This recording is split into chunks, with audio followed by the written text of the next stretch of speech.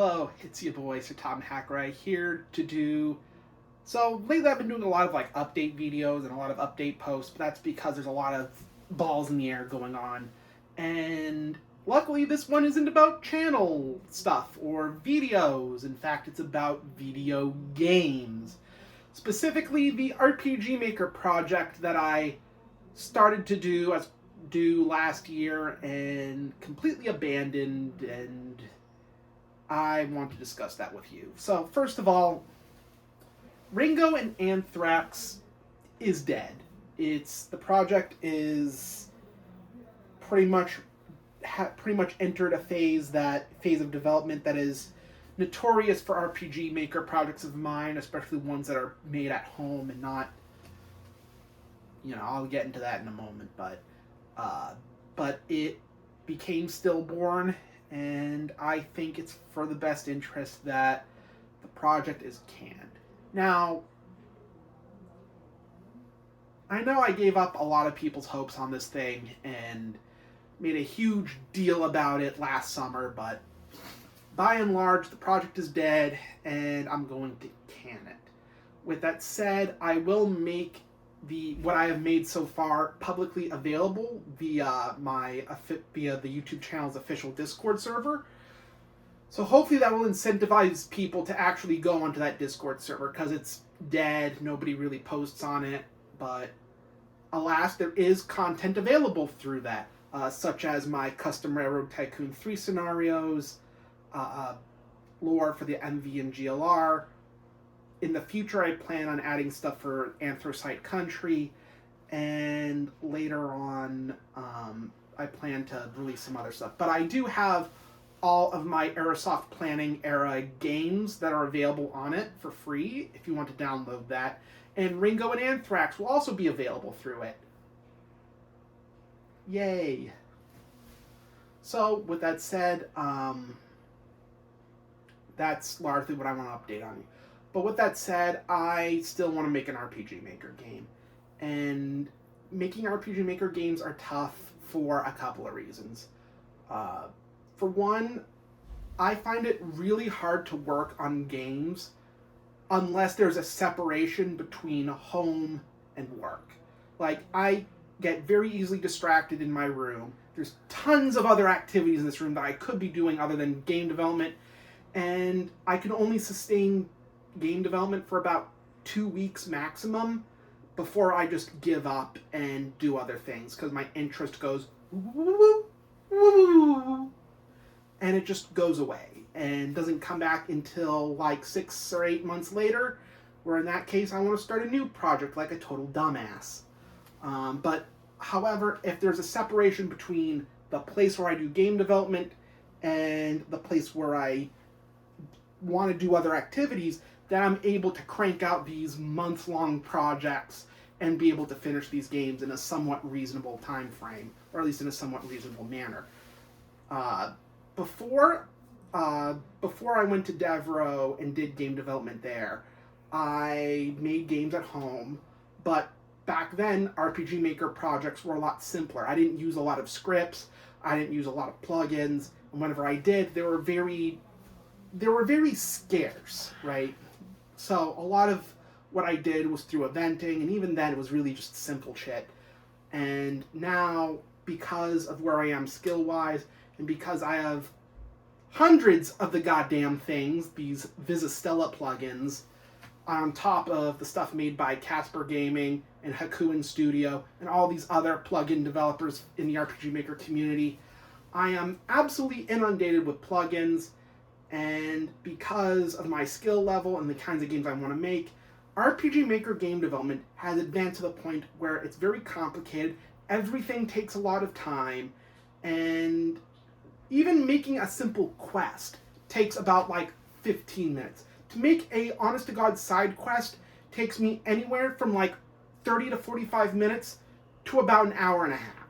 And that's just for the simple, collect X amount of items by defeating X amount of enemies type quest. A fetch quest, as stupid easy as they are to make, as stupid easy they are to do as a player, take a somewhat significant amount of time relative to the ease of their design, which is ridiculous, but here we are.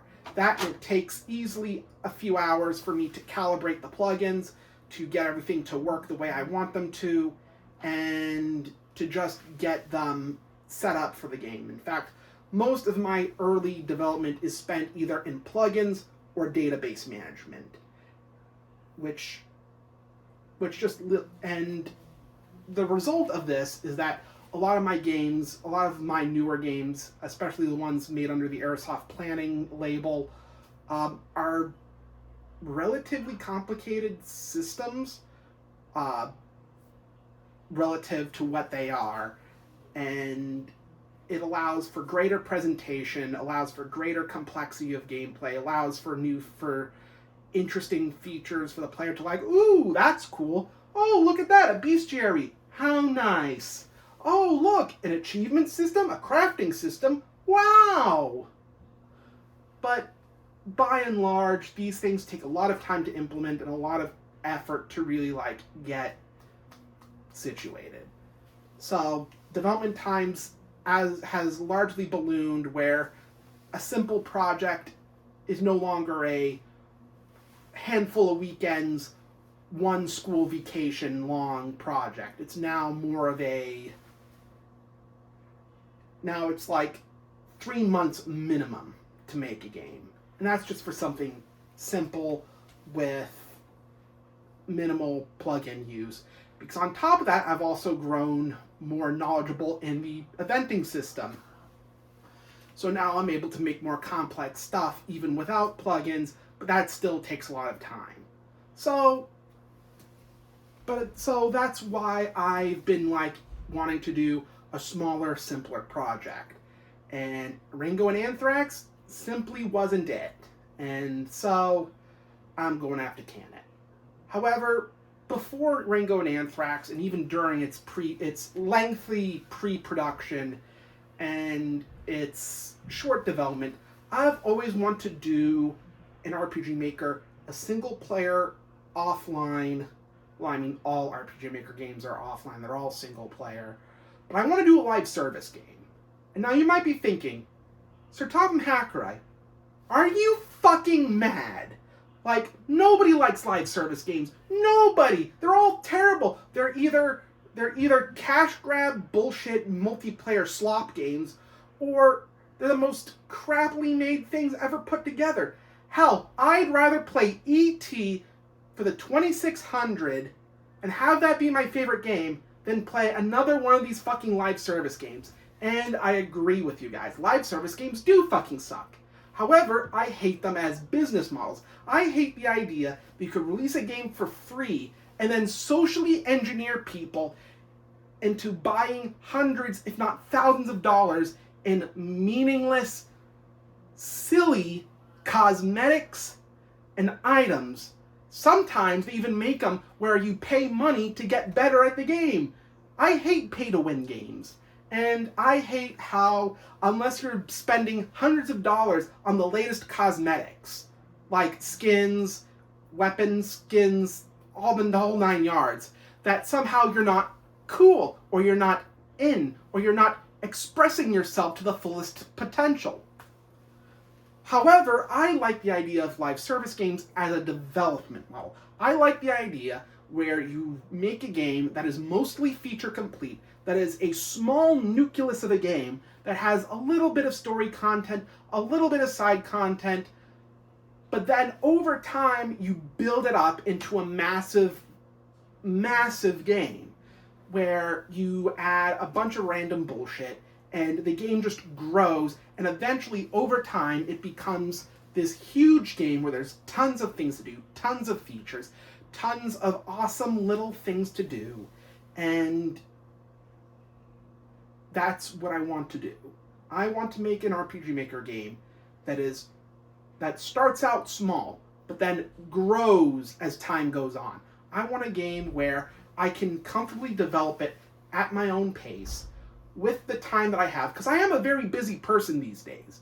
When I'm not playing games, going to day program, helping out with my friend and his dogs, and and other obligations, I have very little free time. Very little time dedicated to game development. And I rather work on a project where I can calibrate most of the plugins, and then as time goes on, add more plugins. Like I might add the achievement system that Casper Gaming has, or I might add another feature, and I want to incorporate these when I feel they're appropriate to, while at the same time making games with smaller stories, but with smaller plots, but having multiple plots. And I have done this before. I have made Tales of Yore, and I think Venture Quest to an extent. Tales of Yore actually has 4 different stories in that game, and they're all split up across 4 different seasons, split up into smaller quests called episodes. And I want to do that again. However, instead of adding all the stories all at once, they'll come out from time to time, and they'll gradually expand through updates and gradually just build up into this big fucking game, right? Because that's what I want to do. And one of the ideas for a story is that I really want to do a Snatcher Five Nights at Freddy's crossover. That's what I really want to do. And I want to do that in RPG Maker. And that may sound absolute abysmal, because let's be real with you. Compare the amount of people that know what Snatcher is, and the amount of people that know that FNAF is such a deep gulf. To give you an idea of what that is, I bet you can't name 3 people, both online and offline, that have actually known Snatcher, let alone played it before. However, likewise, I bet you can't name less than 100 people, both online and offline, especially within your circle of friends, that have played FNAF in its entirety, like all of the games, right?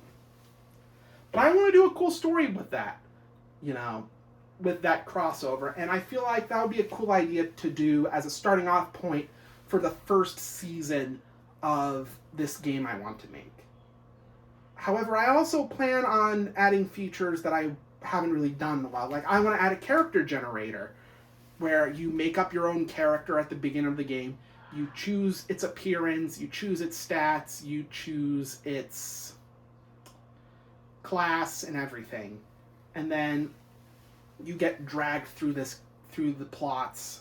little mini plots that occur throughout the game, and that's what I want to do. Of course, I do not have a design document ready for this. I plan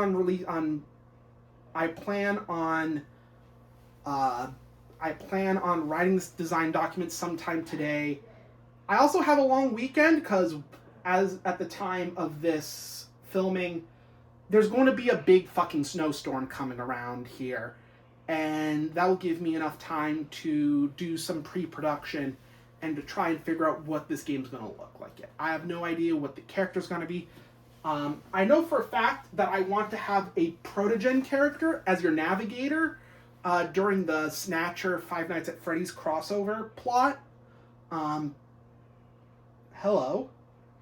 And because I think that would be cool, mostly because canonically it would happen after the first Snatcher game, so Metal Gear's dead, most of the Snatchers are dead.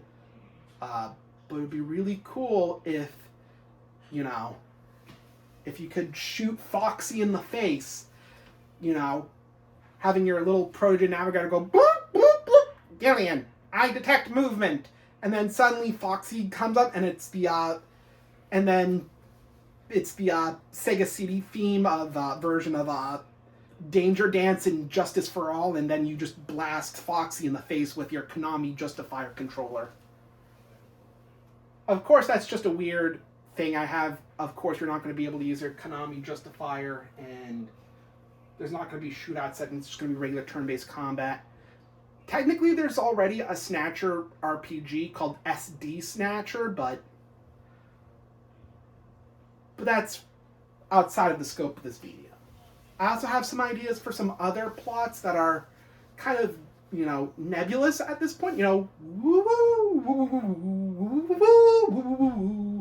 Just random pachinko machine ideas. Little balls that go bing, bing, bing, bing, bing, bing, bing, bing. Popcorn ideas, I guess, is the term that I'm looking for.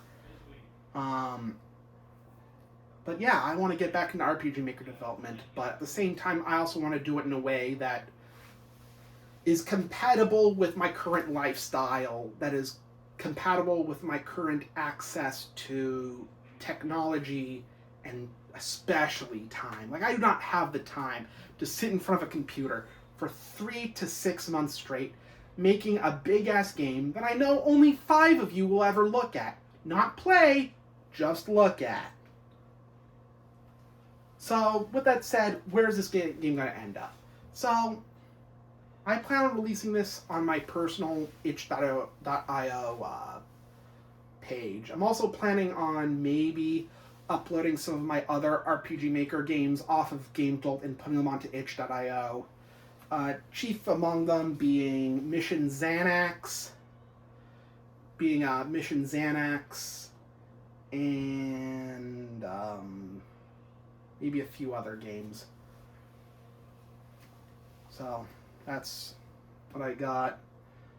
So TLDR, Ringo and Anthrax is dead. Long live whatever I do next.